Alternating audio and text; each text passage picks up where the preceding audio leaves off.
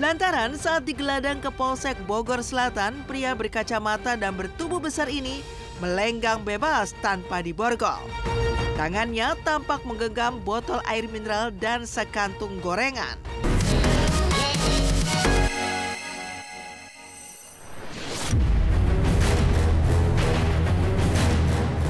Sungguh tega, seorang satpam dibunuh anak majikannya sendiri karena sering diadukan pulang malam hingga tangis ibunda tersangka ingin berlutut di hadapan keluarga korban.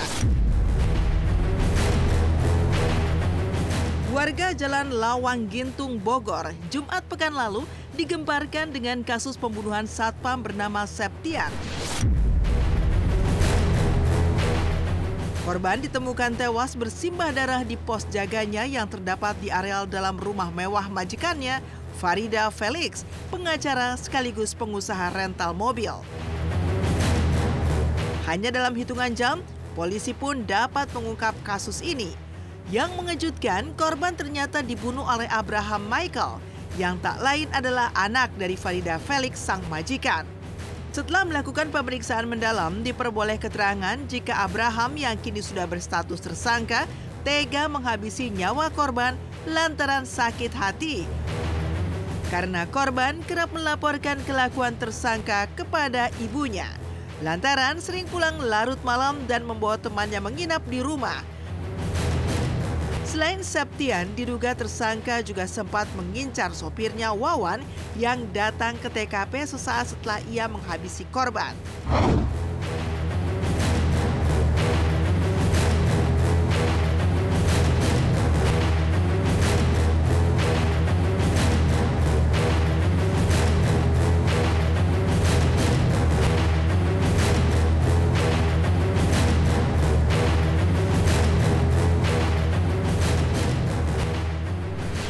Terjadi baku hantam antara si korban dengan tersangka.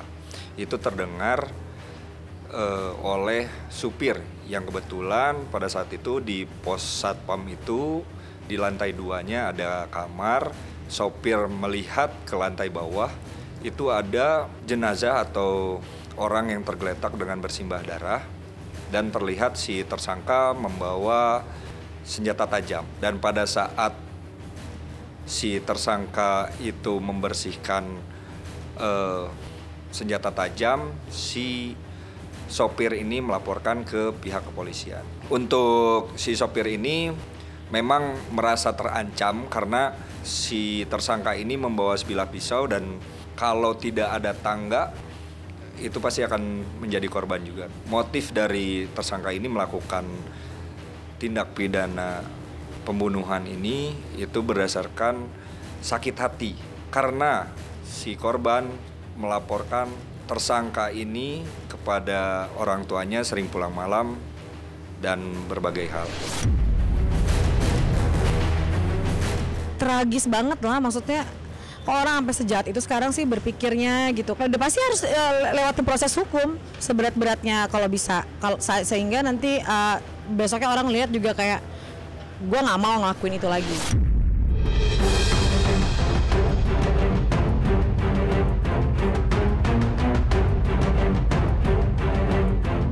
Sosok Abraham dan perlakuan polisi terhadap lajang berusia 26 tahun ini pun sempat menjadi sorotan. Lantaran saat digelandang ke Polsek Bogor Selatan, pria berkacamata dan bertubuh besar ini melenggang bebas tanpa diborgol. Tangannya tampak menggenggam botol air mineral dan sekantung gorengan. Sementara sang ibu, Farida Felix, terus mendampingi putranya itu dengan tas tangan yang tampak cukup menyita perhatian netizen. Hal itu pun langsung heboh di jagat maya.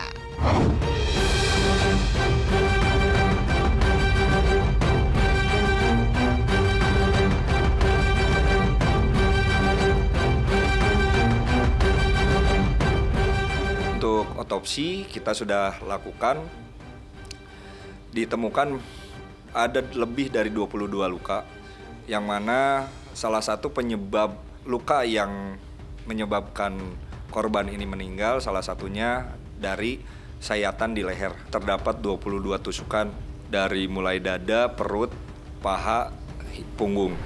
Karena emang tertutup sih, keluarga itu emang tertutup gitu. Karena kan susah lah, karena emang jarang sosialisasi, terus jarang ketutup lah.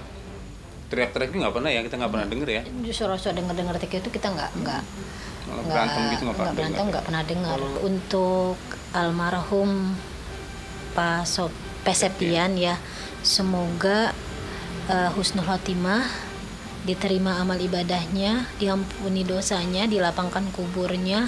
Harapannya pelakunya sih dihukum seberat-beratnya, kalau bisa hukuman mati lah. Untuk keluarganya semoga diberikan kesabaran dan harus menuntut keadilan yang seadil-adilnya.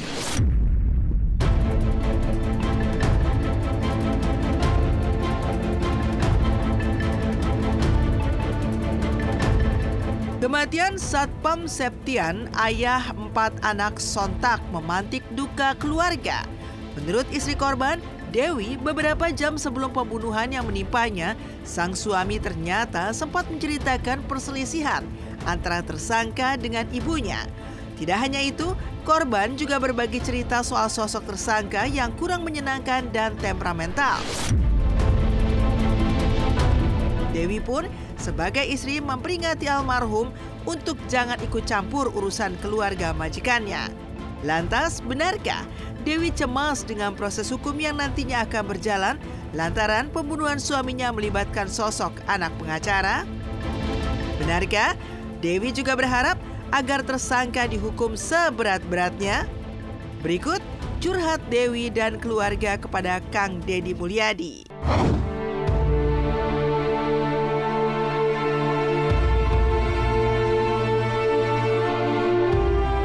Sampai saat ini pun sesudah pemakaman itu dari pihak keluarga majikan belum ada yang ke rumah. Tulang punggung Pak, tulang punggung saya. Saya tahu ibu ketakutan, prosesnya tidak berjalan. Betul. Kenapa takut? Nggak musim lagi begitu. Kan saya mah orang nggak punya Pak. Nggak ada urusan. Maksudnya takut ada backing-backingan? Iya. Oh nggak usah.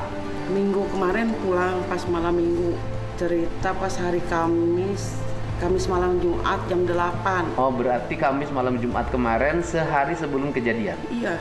Cerita apa dia? Ibu katanya berantem sama abang diusir sama ibu. Terus ibu mau dicekik sama abang, katanya gitu. Udah saya belain, kan saya bilang ayah jangan ikut-ikutan ya nanti kena imbasnya. Nah, udah gitu udah nggak ada kabar lagi. Saya berharapnya adalah untuk keluarganya yang ditinggalkan gitu, pengen benar-benar adil aja gitu untuk keluarga. Kalau untuk masalah hukuman kita serahkan aja sama pihak berwajib.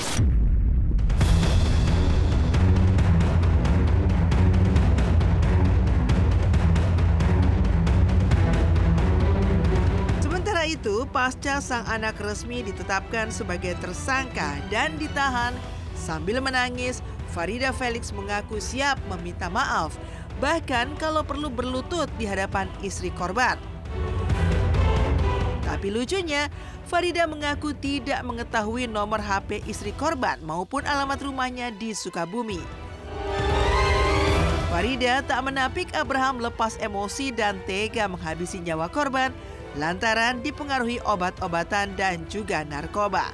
Hal ini sejalan dengan hasil tes urin yang dilakukan polisi yang mendapati tersangka positif mengonsumsi tembakau sintetis atau sinte. Agar kepada keluarganya Septian, saya minta maaf yang sedalam-dalamnya.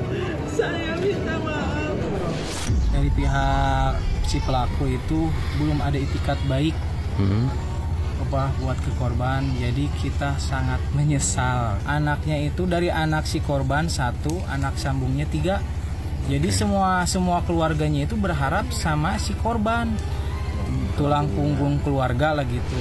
Kita lakukan tes urin terhadap tersangka. Pada saat itu kita dapati positif sinte. Jadi untuk saat ini kita sudah melakukan penetapan tersangka melalui otomatis melalui gelar dan dilakukan penahanan di Rutan Polresta Bogor Kota. Untuk ancaman hukuman 20 tahun sampai seumur hidup. Pasti sedih banget, terpukul dan mungkin gak nyangka ya hal yang terjadi. Makanya gimana ya, saya aja ya yang ngebaca berita itu sedih gimana orang yang bersangkutan.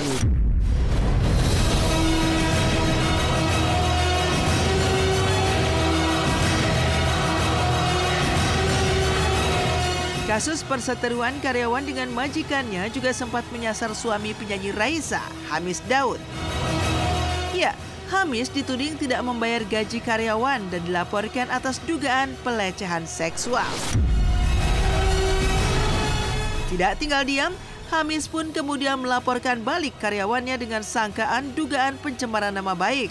Lantaran pencatutan namanya dalam sebuah perusahaan yang bergerak di bidang pengelolaan sampah.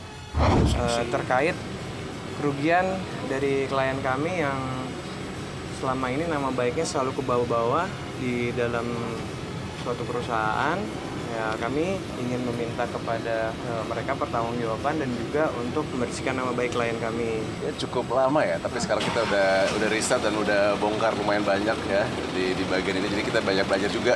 Ya, yang jelas saya berasa sebagai korban di sini ya, harus lurusin nama juga, reputasi, jadi kayak banyak yang saya juga baru belajar. Ternyata, oh itu gara-gara itu, oke.